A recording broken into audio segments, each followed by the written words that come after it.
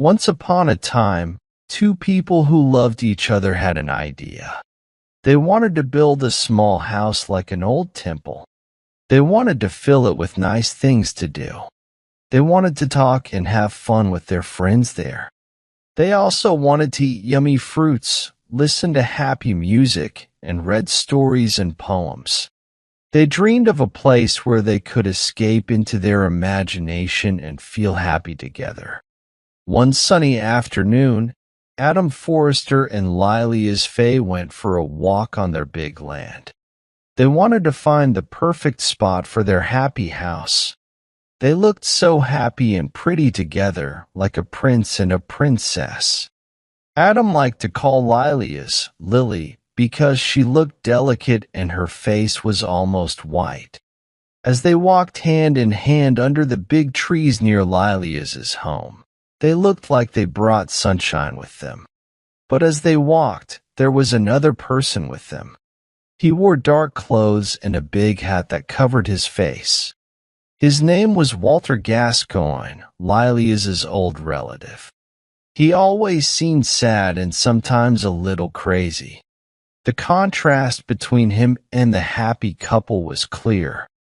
They were like sunshine, but he was like a shadow of sadness following them. They stopped at a nice place that Lilias liked. "Why look for another spot when this is so nice?" she asked. It was a pretty place, not very special, just a cozy corner by a hill with a lake and a church in the distance. Trees and paths surrounded it, making it feel magical. The temple, if they built it here, would face the sunset, making their dreams even more beautiful. "Yes," said Adam, "this place is perfect. Let's build our temple here." But the old man didn't like the spot they chose. He thought it was sad and not right for their temple. He pointed to some old stones and flowers, saying that people had once been happy there but not anymore. Lilias was surprised. "Did others plan a temple like ours?" she asked. The old man nodded sadly. He said that in many homes, sadness had taken away happiness, just like in the place. Adam and Lilias understood that he was talking about sorrow. "This is sad," sighed Lilias. Adam tried to cheer her up. "Let's find a happier place," he said gently. So they left, and the sad old man followed them. They walked until they found a rocky valley with a little stream running through it. The valley was surrounded by big cliffs and green plants. The best part was the stream. It seemed happy and playful, bringing joy to everyone around. Here is the spot," shouted the two lovers together when they found a flat area near a small waterfall. "This valley was made for our temple, and we'll always hear the happy song of the brook," said Lilias Fay. "And its long melody will remind us of our happy life," said Adam Forrester. "You must not build a temple here," said their sad friend softly. There stood the old man again, right where they wanted to build their happy place. He looked like a symbol of great sadness from long ago. Sadly, something terrible happened there. A long time ago, a man brought a girl who loved him to this spot and killed her. He washed his hands in the stream, and since then, people heard the girl's screams echo between the cliffs. "Do you see?" said old Gascoigne. "Is the stream still clean from the murderer's hands?" "I think it looks like blood," Lilias whispered, trembling and holding onto Adam's arm. "Let's leave this scary place." "Okay," said Adam, trying to sound cheerful. "We'll find a happier spot soon." They continued their journey, like many others before them, searching for happiness. Were Lilias and her lover luckier than millions before them? It didn't seem so for a long time. The sad old man was always with them, sharing stories of sadness and suffering at every beautiful spot they found.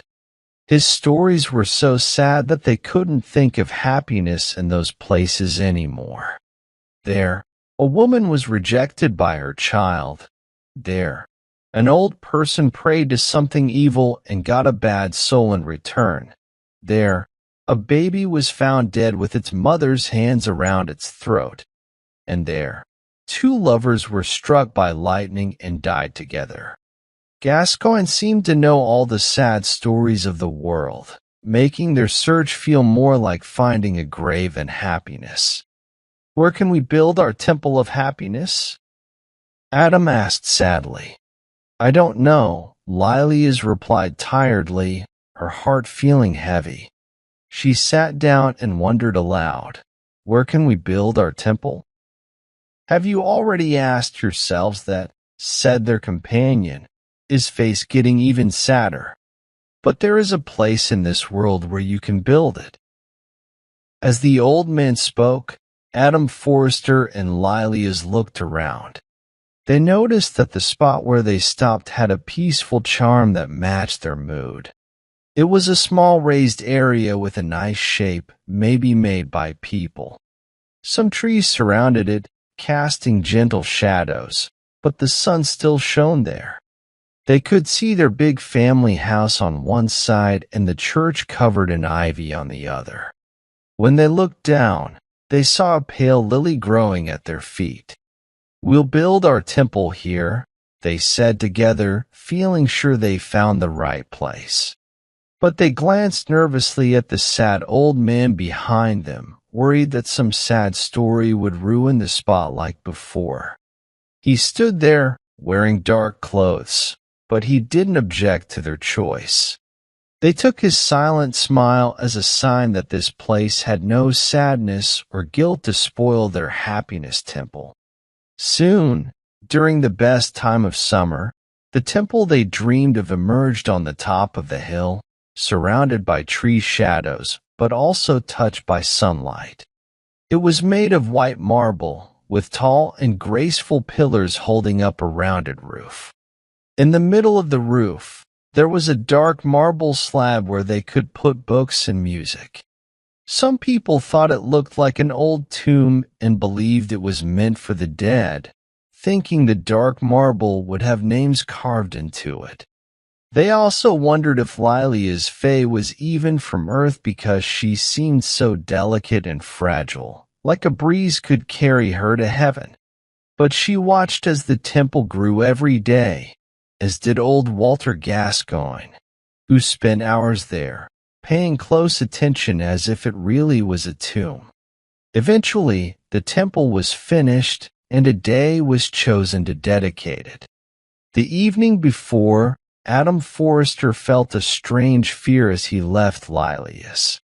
He thought she was fading away with the sunset, and a shadow covered her home when he looked back. Lilias disappeared from sight. It felt like a sign, and it was. The next morning, they found Lilias lying in the temple, her head on her arms folded over the dark marble slab. The cold winds of the world had taken her beauty, but now she could bloom brightly in the garden of paradise. But oh, what sorrow for the temple of happiness. Adam Forrester was so sad. He wanted to turn their joyful temple into a tomb and bury Lilias there. Then something surprising happened. When they dug under the temple's marble floor for Lilias's grave, they found an old tomb instead of fresh earth. It held the bones of people who had died long ago, including Lilias. When Lilias's coffin was brought to the tomb, they saw old Walter Gascoigne standing there, his face sad and covered in a dark cloak. His presence made the place feel like a tomb. He watched as they lowered Lilias's coffin. "So," he said to Adam Forrester, with his strange smile, "you're building your happiness on a grave?" But even in the sadness, Adam felt hope. He understood the meaning behind Lilias and himself being there. He realized the mystery of life and death. "Joy! Joy!" he shouted, reaching for the sky. Our temple will be on a grave, and our happiness will last forever." As he said this, a ray of sunlight broke through the clouds and shone into the tomb.